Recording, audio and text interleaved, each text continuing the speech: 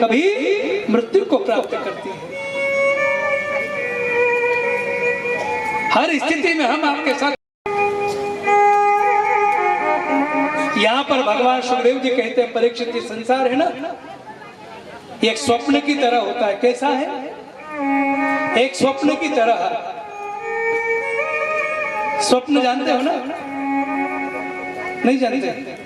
जानते भाई, स्वप्न आप रात्रि में सोते हो, रात्रि में सोने के बाद कभी कभी स्वप्न आता है, कभी एकादशी का व्रत हो और बिना फलाहार करे सो जाओ,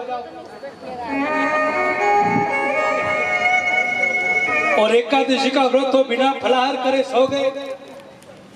रात्रि को स्वप्न आ गया, कोई 56 भोग या कोई रबड़ी अच्छी तैयार होकर के सामने आ जाए। अगर भूखे हो और अगर 56 भोग की थाली सामने आ जाए तो थाली देखकर प्रसन्न होगे कि नहीं? आनंदित हो जाओगे।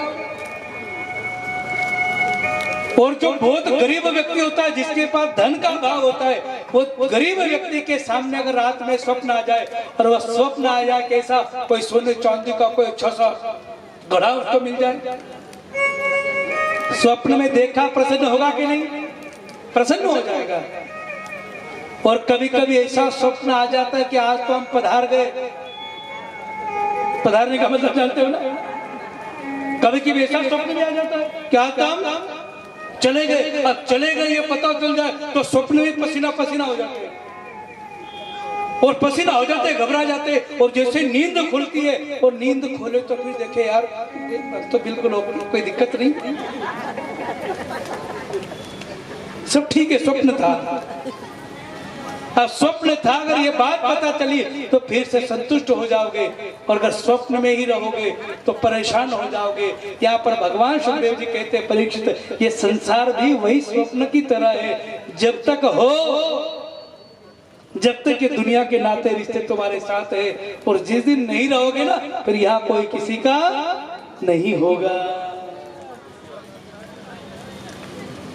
इसलिए संसार को स्वप्न की तरह जीना चाहिए। आगे भगवान सुखदेव जी कहते हैं, परीक्षित, भागवत की कथा है ना, ये 3 प्रकार से सुनना चाहिए। कितनी? 3 नियम है कथा सुनने के। पहला नियम है मन की एकाग्रता हो। कथा में बैठो, मन कहीं नहीं जाना चाहिए। हम लोग क्या करते हैं, शरीर को बिठा रखते और मन को कहीं और भेज देते हैं। पर भागवत की कथा कहती कि मन चाहे कथा में हो और शरीर कहीं भी हो, नहीं आ सके। और आज चिंतन चल रहा, आज कथा में बहुत आनंद आ रहा होगा, आज कथा में क्या हुआ होगा, आज कथा में क्या चल रहा होगा, ये अगर आप बाहर भी है और मन कथा से जुड़ा तो तुम्हारा जीवन धन्य हो जाएगा प्यारे। नहीं तो कथा में बैठे और मन कहीं चला गया तो भी कोई मतलब नहीं, तब तक कहीं नहीं हो सकता। पहला नियम क्या है? मन की एकाग्रता। दूसरा है हृदय की निर्मलता। मन एकाग्र हो तो हृदय निर्मल हो जाता है, और हृदय की निर्मलता से अगर कथा सुनोगे तो गोविंद की कृपा होगी, ये हृदय की निर्मलता। और तीसरा है मनन। मनन किसको कहते हैं? मनन का मतलब होता है हम घर जाए और सोफे पर बैठकर जब चाय पीते हैं ना, तो चाय पीते हुए हम सांसारिक बातें करते हैं, उस समय पर हम लोगों को परिवार के साथ बैठकर के चिंतन करना चाहिए कि आज की कथा को मैंने जो सुना है, उस कथा से मैंने अपने आप को कितना जोड़ा है, उस कथा को मैं कितना जी रहा हूं,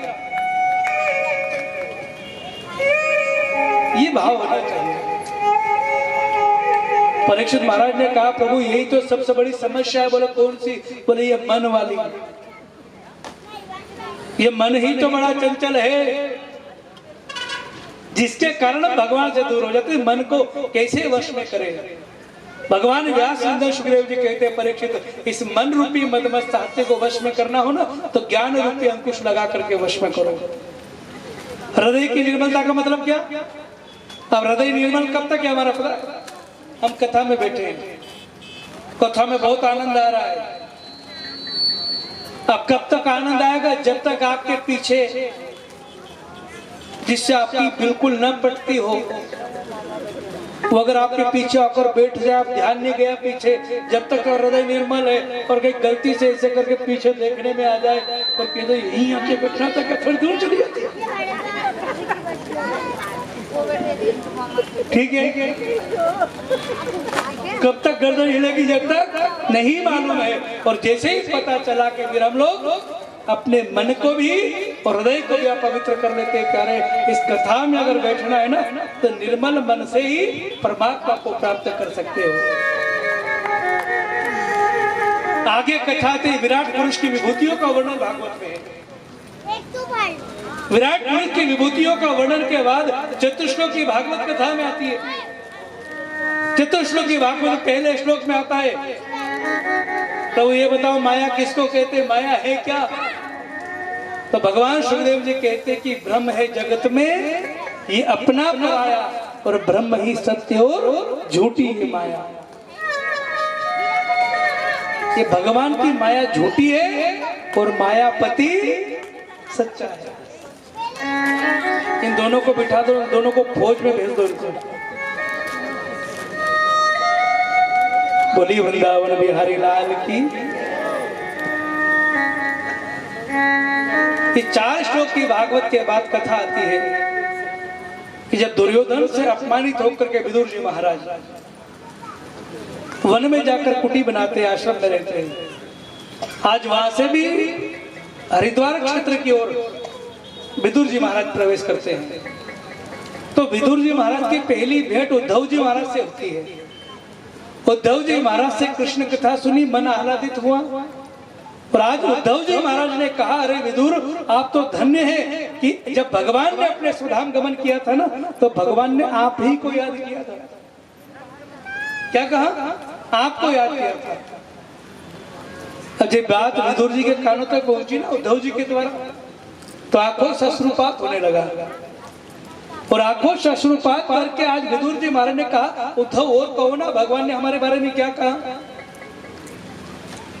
उद्धव जी बोले कि बाकी कथा सुनाने के लिए तुम्हारे लिए मैत्रेय जी अपने प्रतीक्षा कर रहे हैं। उद्धव जी की भेंट छोड़ी विदुर जी ने, मैत्रेय मुनि के पास पहुंचे।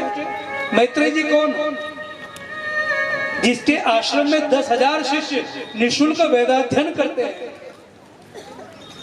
इस कथा से शिक्षा लेना, किसी गरीब के बेटों को, गरीब के बच्चों को आप लोग अगर भूखे को अगर एक समय भोजन करा दोगे ना, तो शाम को फिर भूख लगेगी।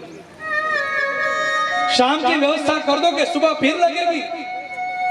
अरे ज्यादा दयालु होंगे तो महीने 2 महीने का, साल 2 साल की व्यवस्था कर दोगे, फिर वही व्यवस्था होगी। याद रखना, अगर धन आप दे दोगे उसकी गरीबी दूर करने के लिए, उसके बुरे समय के लिए, तो वह तो एक दिन समाप्त हो जाता है। प्यारे, अगर किसी का सहयोग करना चाहते हो ना, तो किसी बेरोजगार को आप रोजगार प्राप्त करा दो, उसको अच्छा पढ़ा लिखा करके उसको आप किसी काम धंधे से लगा दो। अगर ये कर लिया तो वो अपना भी परिवार पालन पोषण कर लेता है और अपना परिवार भी चला लेगा। विद्या का बल जिसके पास होता है वो पहाड़ पर भी जाकर के अपना काम चला लेता है। प्यारे, अगर जिसके पास विद्या है, क्योंकि विद्या ददाते भी नहीं हम, अगर जिसके जीवन में विद्या होती है वह विनय को प्राप्त करता है, उसके जीवन में विनम्रता होती है। उसको विनम्रता देना चाहिए, उसको विद्या का दान देना चाहिए। मैत्रेय जी महाराज से हरि कथा सुनने के बाद प्रसाद ग्रहण किया है। आगे कथा आती है कि मैत्रेय मुनि ने आज सृष्टि विषयक 10 प्रश्न किए सृष्टि के बारे में। आज महात्मा विदुर ने कहा, प्रभु एक बात बताओ, सृष्टि की रचना कैसे हुई? अभी आपसे जानना चाहते हैं।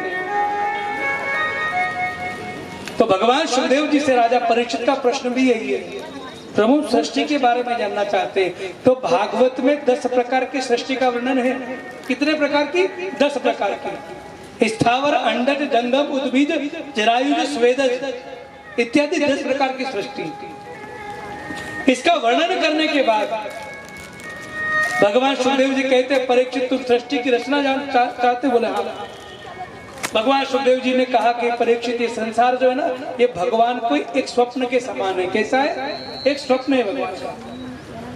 हम लोगों को अगर मकान बनाना हो ना, तो प्लॉट भी चाहिए, जमीन भी चाहिए, रेती सीमेंट गिट्टी भी चाहिए, मिस्त्री भी चाहिए, जब जाकर के मकान तैयार होगा।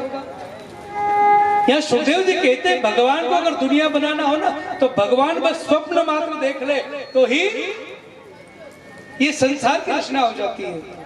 एक बार भगवान श्याम सुंदर क्षीर सागर में शेष सैया पर विराजमान है और भगवान की इच्छा हुई एक को हम बहुश्याम, एक से अनेक होने की इच्छा हुई।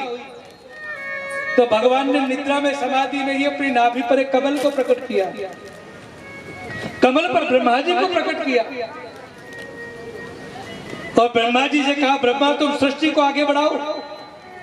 अब ब्रह्मा जी से कहकर भगवान फिर निद्रा में चले गए। अब बेचारे ब्रह्मा जी को समझ नहीं आया करना क्या चाहिए।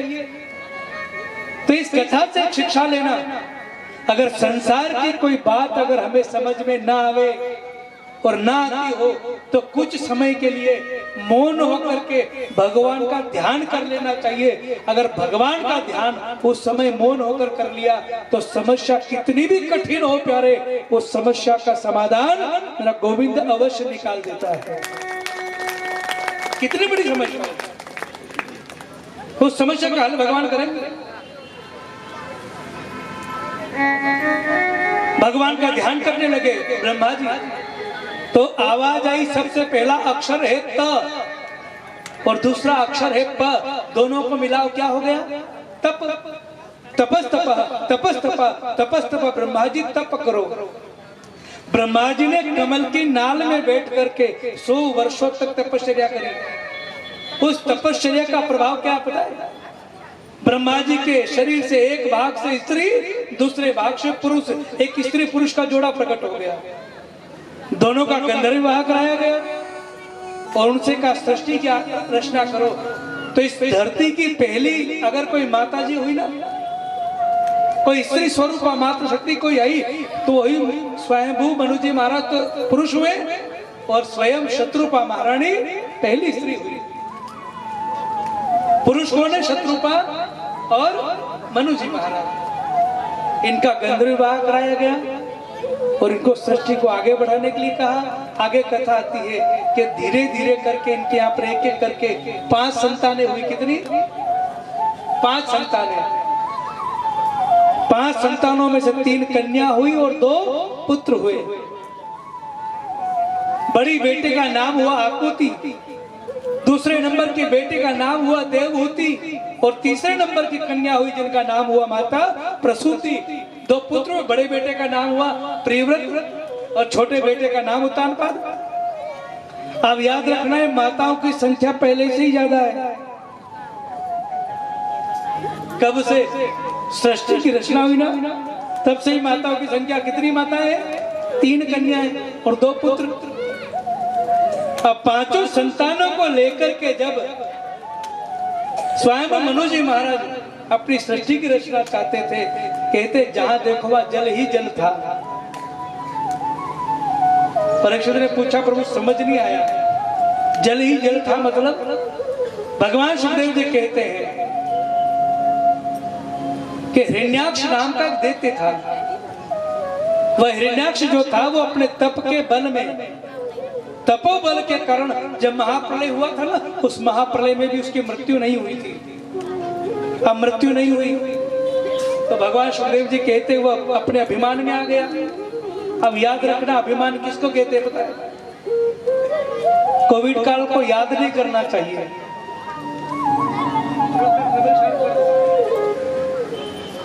पर जिसने कोविड काल देखा है ना, अब याद रखना जिस पर बीती उससे पूछोगे कोरोना क्या होता है प्यारे। अब जिसके ऊपर बीती ही नहीं उसके लिए कोरोना सिर्फ एक मजाक था, और जिस पर बीती ना उसके घर की स्थितियां बिगड़ गई। इस बात को याद रखना। और एक बात और कान खोल करके सुन लेना, जो धन के अभिमान में थे ना, कुछ लोग ऐसा कहते थे गुरु ज्यादा ही कोई बीमारी हो जाएगी ना तो विदेश में जाकर अपना इलाज करा लेंगे।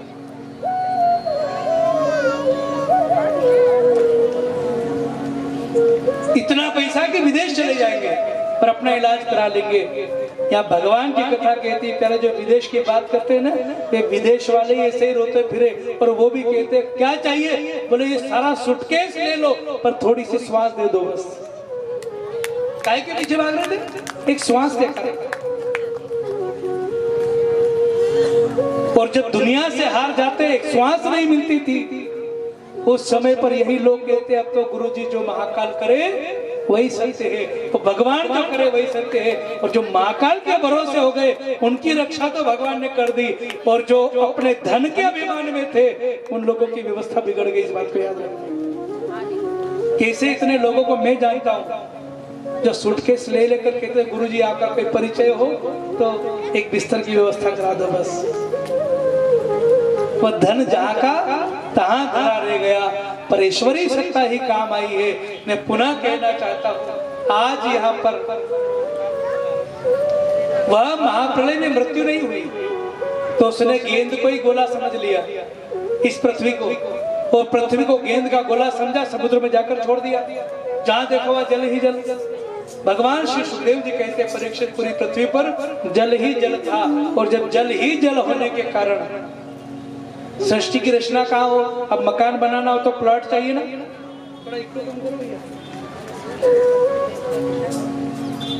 अब प्लॉट है ही नहीं तो मकान बने कहां से।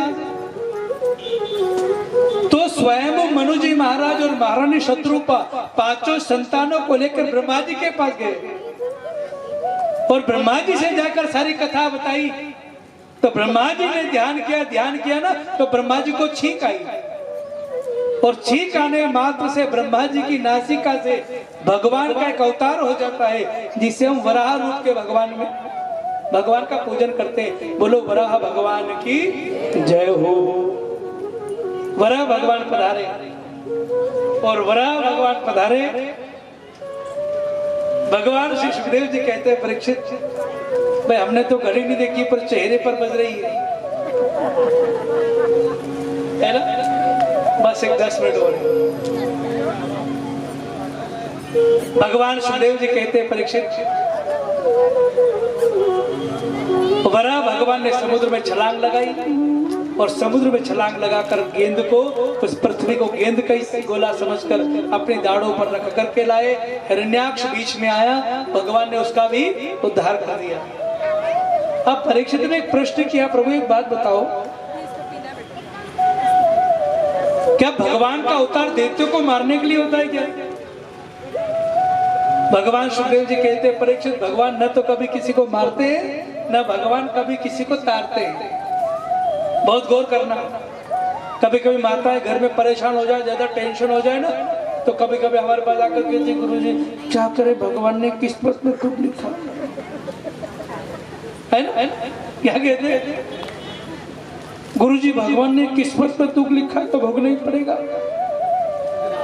मैं उन लोगों से एक बात कहना चाहता हूं, यहाँ पर भगवान सुखदेव जी ने राजा परीक्षित से कहा परीक्षित भगवान न तो कभी किसी को दुख देते और न ही भगवान कभी किसी को सुख देते। ये सुख और दुख दोनों की प्राप्ति मनुष्य अपने ही द्वारा किए गए कर्म के माध्यम से भोगता है। अगर आज आपके पास सब कुछ है, अच्छे घर में रह रहे हो, अच्छा परिवार भगवान ने आपको दिया है, अच्छे कुल में जन्म भगवान ने आपको दिया है, तो आपके पूर्व जन्म के कर्म थे, उसके कारण आज सब कुछ है। अगर अच्छा किया था तो आज अच्छा है। याद रखने की बात है, ना भगवान कभी किसी को दुख, ना भगवान कभी किसी को सुख देते हैं। यहाँ पर भगवान ने हिरण्याक्ष का वध किया है, और आकर भगवान ने पुनः उसी पृथ्वी को वृंदावन का दर्शन कराया, और वृंदावन का दर्शन करने के बाद भगवान सुखदेव जी कहते हैं परीक्षित भगवान ने धर्म की स्थापना के लिए पृथ्वी को वहीं पर रखा है। और स्वयं मनु जी महाराज ने पुनः अपने पांचों संतानों को लेकर पृथ्वी आगे बढ़ाई। पृथ्वी आगे बढ़ाई तो धीरे धीरे कन्याएं बड़ी हुई। पहली कन्या हुई आकुति। आकुति का विवाह ऋषि प्रजापति के साथ हुआ। देवहूति नाम की कन्या, उनका विवाह कर्दम जी महाराज के साथ हुआ। और तीसरे नंबर की कन्या जो हुई उनका विवाह दक्ष के साथ हुआ।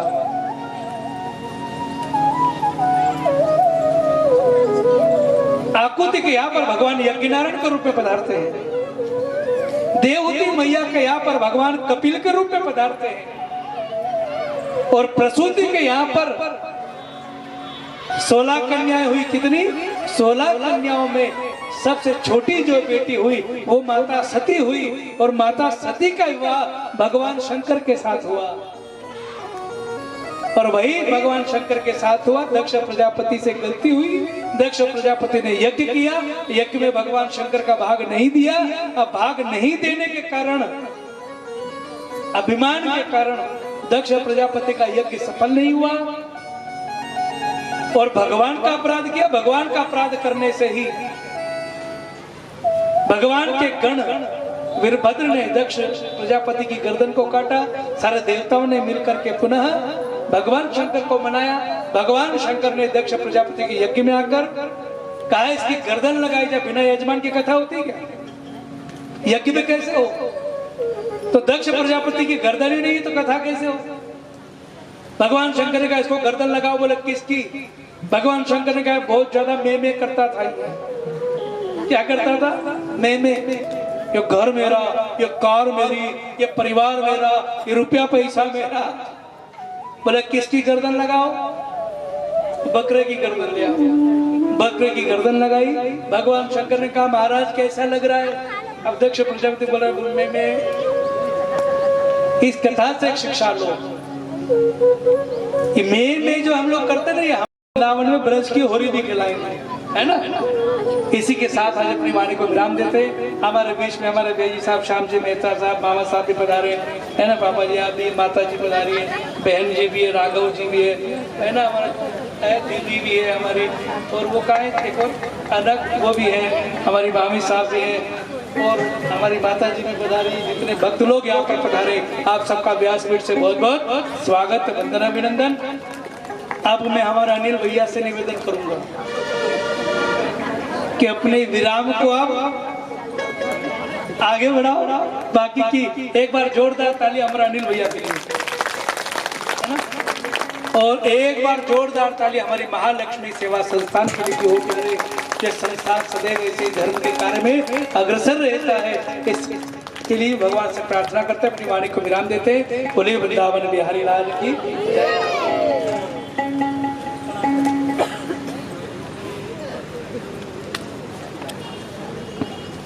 ये चालू करो। हेलो श्री राधे, श्री राधे।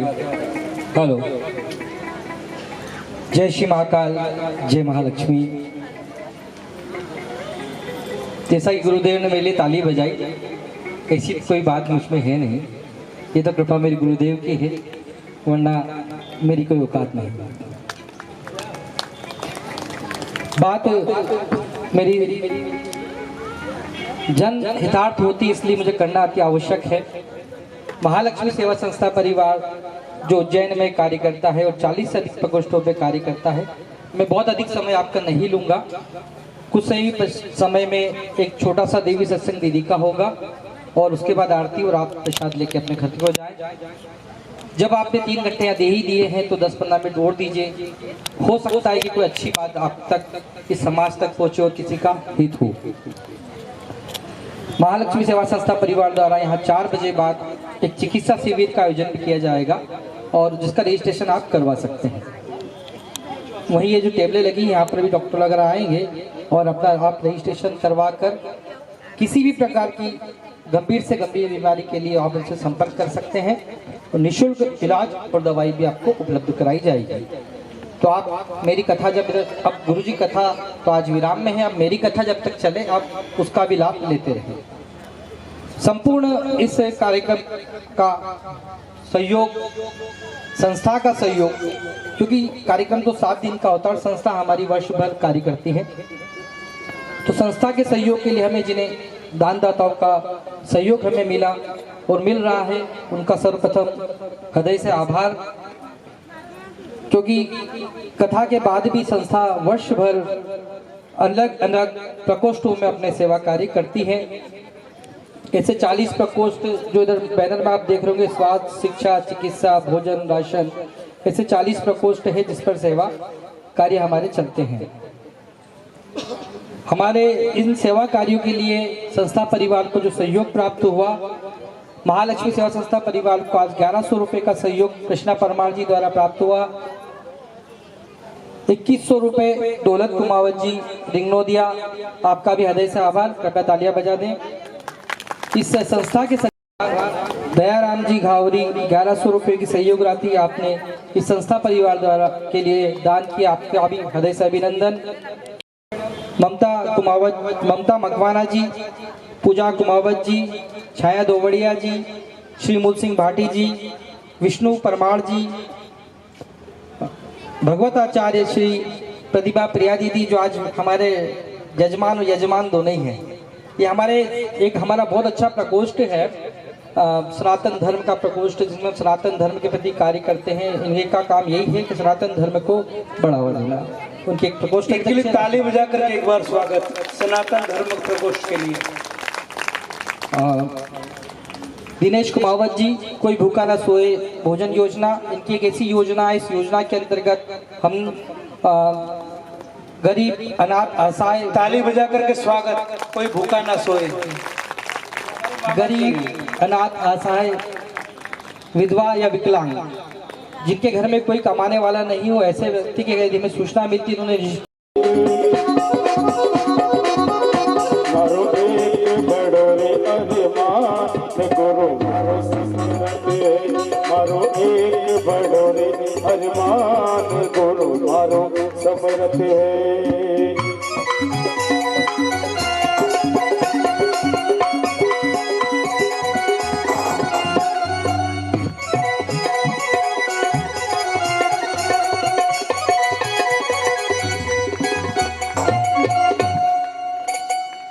ये जो अति विशेष लोग यहाँ पर हैं, ये इसलिए अति विशेष है कि हमारी अलग अलग योजनाओं के लिए एक एक पर्टिकुलर व्यक्ति, सुनील कुमार जी आप भी आ जाइए, कुमार जी आप भी आ जाइए।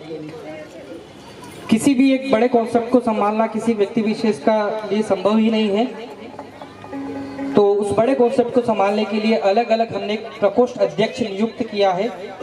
वो प्रकोष्ठ अध्यक्ष अपनी एक टीम बनाता है और वो टीम वर्क हमारा चलता है, क्योंकि मैं अकेला 40 योजनाएं संभव ही नहीं, मैं 40 हाथ भी मेरे लगा लूँ तो नहीं चला सकता। तो ये संस्था की जड़ है। इनके प्रकोष्ठ में ये लोगों को जोड़ते हैं। जैसे आप भी जुड़ना चाहें तो जिस भी प्रकोष्ठ में आपको अच्छा लगे, मैं रोज एक नई दो चार योजना आपको बताऊंगा, जिसमें आपकी रुचि लगे उन प्रकोष्ठ से मिलकर आप उनके प्रकोष्ठ में जुड़ सकते हैं, निःशुल्क और सशुल्क भी। सशुल्क आप रहेंगे तो आप 1100 रुपये का आपको शुल्क एक बार संस्था को दान करना है। इस तरह की आपकी डीपी होगी और आपका आईडी नंबर बन जाएगा, और जिस भी पर्टिकुलर आप सेवा में काम करना चाहते हो उस सेवा में आपको जोड़ दिया जाएगा। तो आज जो है हमारा विशेष प्रकोष्ठों का जो सम्मान था वो डेकी घर और हमारे शिक्षा प्रकोष्ठ और हमारे सनातन धर्म प्रकोष्ठ का स्वागत है। पर उसके पहले जो हमारे अतिथि हमारे बीच आए हैं, मैं हमारे प्रकोष्ठ अध्यक्ष का इनका अभिनंदन हमारे प्रतीक चिन्ह से कर दें। श्री भगवताचार्य प्रतिभा प्रिया दीदी, उनका अभिनंदन जो है हमारे प्रतीक चिन्ह से करें। कोई भी संस्था सदस्य महिला प्रकोष्ठ से आप आ जाइए, आप भी एक दूसरे का प्रतीक चिन्ह से अभिनंदन करें और हमारे अतिथि का करें। हमारे बीच श्री 1008 नंदनी दास महाराज जी जो इंदौर से पधारे, उनका संस्था परिवार अभिनंदन करें, ताली बजाकर स्वागत कर दीजिए। हमारे मंच पर सुशोभित करने श्री नाथ समाज से सेविका जी हमारे बीच पधारे, आपका अभिनंदन है, प्रतीक चिन्ह का अभिनंदन करें। तालियों की गड़गड़ाहट होती रहे। कि ताली बजाने से क्या होता है बता, ब्लड करके स्वागत। आप भी इस प्रकोष्ठ में जुड़ सकते हैं, कुछ नहीं करना है, आपके आस पड़ोस में इस बात को फैलाना है कि अगर यदि आपके पास ऐसा कोई सामान है जो आपके यूज नहीं आ रहा है, कपड़े हो, खिलौने हो, कुछ भी ऐसा सामान, वो किसी अनाथ या किसी ऐसे व्यक्ति के काम में आएगा जो अति आवश्यक है। आगे आते जाइए, आप लोग साइड से जाइए। ये आपका प्रकोष्ठ है, पूरे प्रकोष्ठ में आप ये बेच अपने हाथ से लगा दीजिए और ऐसे खड़े हो जाइए।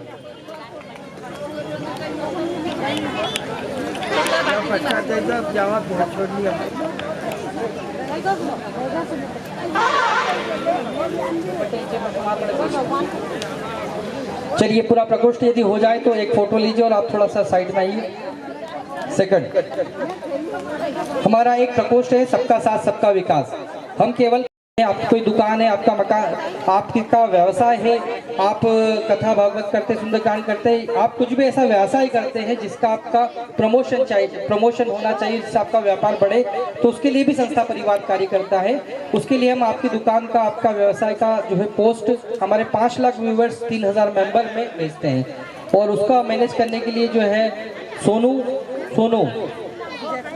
सबका साथ सबका विकास, सोनू 2 मिनट जाना, सोनू जो है हमारे ऑफिस में इस कार्य को गति प्रदान करती है, उसका भी इस मंच पर अभिनंदन है।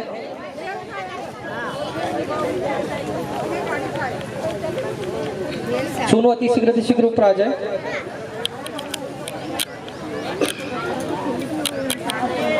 आजा, तालियां बजाओ उसके लिए। वैसे है वो दुबली पतली, पर काम लैपटॉप पे अच्छा कर लेती है, और ये काम जो है सोशल मीडिया का है तो थोड़ा सा सही करना पड़ता है।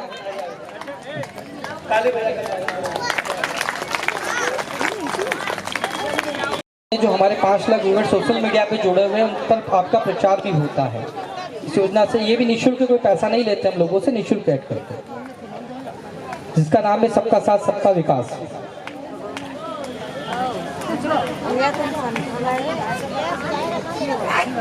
स्वागत करते रहे ताली बजाकर पूजा करें।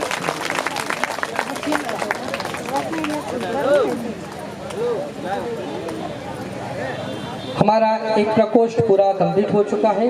अब थोड़ा सा दिनिमा आपके दिव्य सत्संग है, आप आपका स्थान ग्रहण करें, और ये कार्यकर्ता थोड़े पीछे कर लें।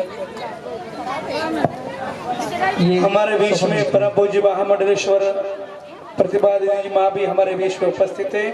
अभी उनका दिव्य प्रवचन आप लोग श्रवण करें और अपने जीवन को कृतार्थ करें।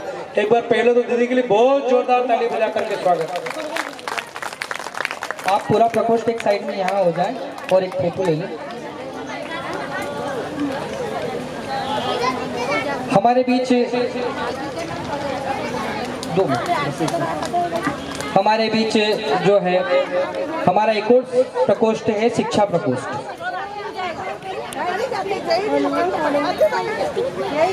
शिक्षा प्रकोष्ठ एक ऐसा प्रकोष्ठ है जिस पर हम शिक्षा के लिए कार्य करते हैं, और शिक्षा संबंधित बच्चों को जो भी योजना है वो हम इस प्रकोष्ठ के माध्यम से कराते हैं। और इस शिक्षा प्रकोष्ठ के जो अध्यक्ष हैं वो है आशा शिक्रे मैम। कृपया आशा शिक्रे मैम आप थोड़ा इधर आइए, एक प्रकोष्ठ इधर पूरा आ जाइए इस स्पीकर से इधर। अब मैं आमंत्रित करना चाहूँगा हमारे शिक्षा प्रकोष्ठ अध्यक्ष प्रिंसिपल आशा शिक्रे मैम, कृपया मंच पर आए। हाँ जी, आपका अभिनंदन सर्वप्रथम गुरुजी करेंगे, और अब आप आपके प्रकोष्ठ के जितने भी सदस्य यहाँ उपस्थित हैं उन्हें कृपया मंच पर आमंत्रित करें।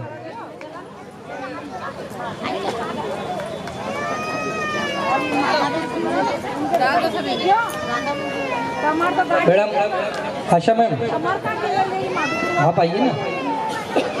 शिक्षा प्रकोष्ठ के बारे में थोड़ा सा संक्षिप्त में आपको बता दूं। ये ऐसा प्रकोष्ठ है जिसके माध्यम से हम मासी आप भी आ जाए, आपका भी स्वागत। ऐसे बच्चे सोनकर से पधारी हमारी मासी, आप भी आइए। सोनकर से पधारे हमारे मासी जी का इस मंच पर स्वागत, वंदन, अभिनंदन। शिक्षा प्रकोष्ठ एक ऐसा प्रकोष्ठ है जिसके माध्यम से हम जो बच्चों की फीस नहीं भर पाती या जो बच्चे शिक्षा से वंचित रह जाते हैं, उन बच्चों के लिए हम कंट्रीब्यूशन कर कर ये प्रकोष्ठ कार्य करता है। संस्था को दान के माध्यम से हम उन बच्चों तक सेवाएं देते हैं, उनका जो भी हित हो सकता है वो करने का प्रयास करते हैं। ऐसा प्रकोष्ठ है शिक्षा प्रकोष्ठ, और जिसके अध्यक्ष हैं आशा मैम। मैं आशा मैम पैतृक सिंसन का अभिनंदन करें, उन्हें बेच से सम्मानित करें।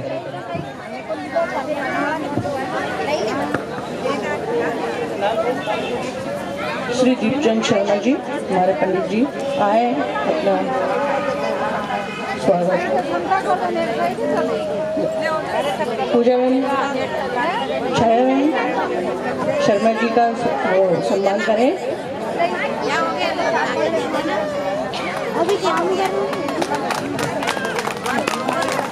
कृष्णा परमार जी। अरे पापा नीचे से अच्छा आ रहा है क्या? धनी देवी शर्मा जी। फोटो, हाँ फोटो ही ले रहा हूँ।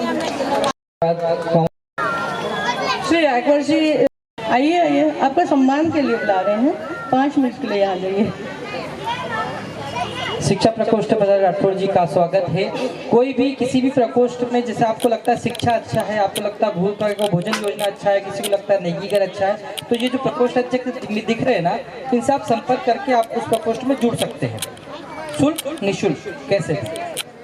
तो ये जब मन से नीचे आए तो सब पूछ लिया कैसे जुड़ना है, आपने नाम और मोबाइल नंबर को दे दीजिएगा, आप जुड़ जाएंगे। या व्हाट्सएप पर आप जो नंबर दिया इस पर आप सूचना देकर जुड़ सकते हैं।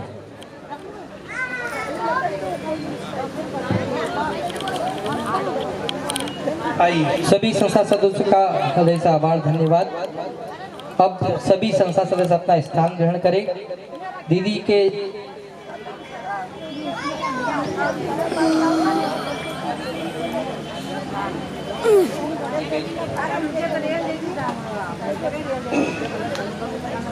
शिक्षा प्रकोष्ठ में आपका अभिनंदन।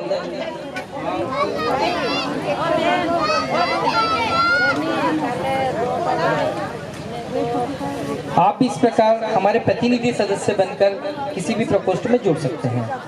आप सभी का पुनः आभार। सभी अपना संस्था सदस्य अपना अपना स्थान ग्रहण करें। दीदी का एक दिव्य सत्संग, उसके बाद आरती और आज के जी भैया माइक रेडी कर दो दीदी का।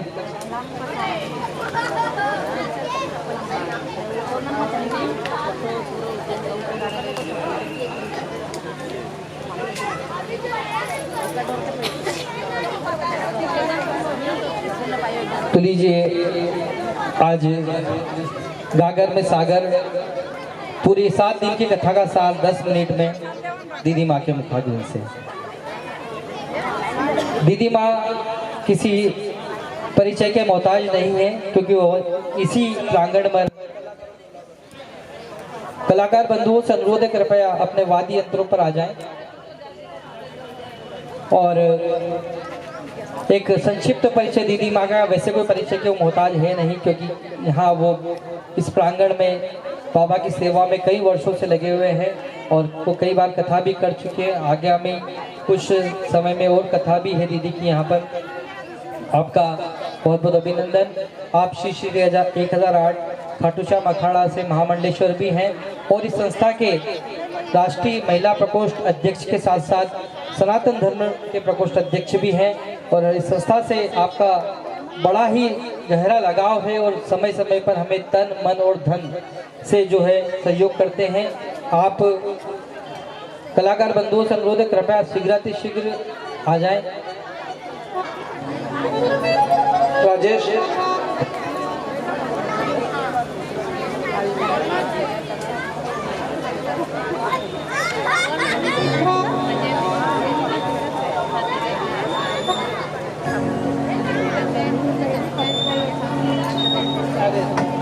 तो लीजिए दिव्य सत्संग का रसपान, उसके बाद आरती, प्रसाद लें और फिर अपने गंतव्य को जाएं।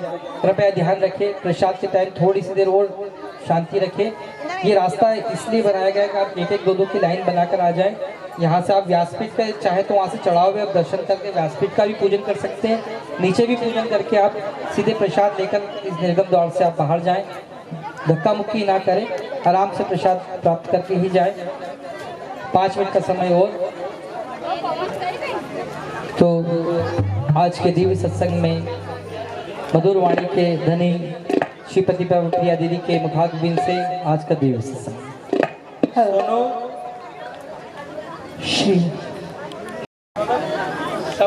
श्री राधे बेस ये वाला श्री राधे बेस डालो ना भैया। श्री राधे राधे राधे श्री राधे श्री राधे श्री राधे। सर्वप्रथम सदगुरुदेव के श्री चरणों में मैं नमन करते हूँ। बोलिए कोदरिया सरकार की जय। जगत करता जगत हरता जगत नियंता श्री बांके बिहारी लाल एवं शक्ति स्वरूपा माँ स्वयं जो भागवत के रूप में विराजमान है, भले उल्लेख नहीं है पर स्वयं भागवत राधा रानी ही है। मैं उनके श्री चरणों में कोटि कोटि वंदन करके, और जैसा कि अनिल भैया ने 10 मिनट कहा तो मैं उससे पूर्व भी विराम लूंगी। और मैं आप लोगों को भी देख रही हूँ, और हमारे छोटे भाई, मैं तो छोटा भाई ही मानती हूँ मेरे भाई को, इनको मैं आशीर्वाद देती हूँ कि ये ऐसी ही सनातन धरा को आगे आगे आगे और आगे ले जाए, ऐसा मेरा आशीर्वाद है। और जब मैं इनको देखूं, यहाँ नहीं इससे भी ऊंचे स्थान पे देखूं, तो मैं दूर से इनको आशीर्वाद दूं, ये मेरी कामना है। और करंट हनुमान जी महाराज, जिनको मैं हृदय में निवास करवाती हूँ, उनको मैं शत शत नमन करती हूँ। और इसी के साथ हम सत्संग की ओर बढ़ते हैं। बड़ी सुंदर 3 दिवस से मेरे छोटे भाई आपको कथा का रसपान करा रहे हैं। बड़ी सुंदर कथा, बड़ी मधुर वाणी में आपको कथा का रसपान कराया है। और मैं आपको सत्संग के माध्यम से कुछ थोड़ा सा निवेदन ही कर सकती हूँ। जैसा कि मेरे भैया ने भी बताया आपको कि भाव बिना भक्ति नहीं होती है ना?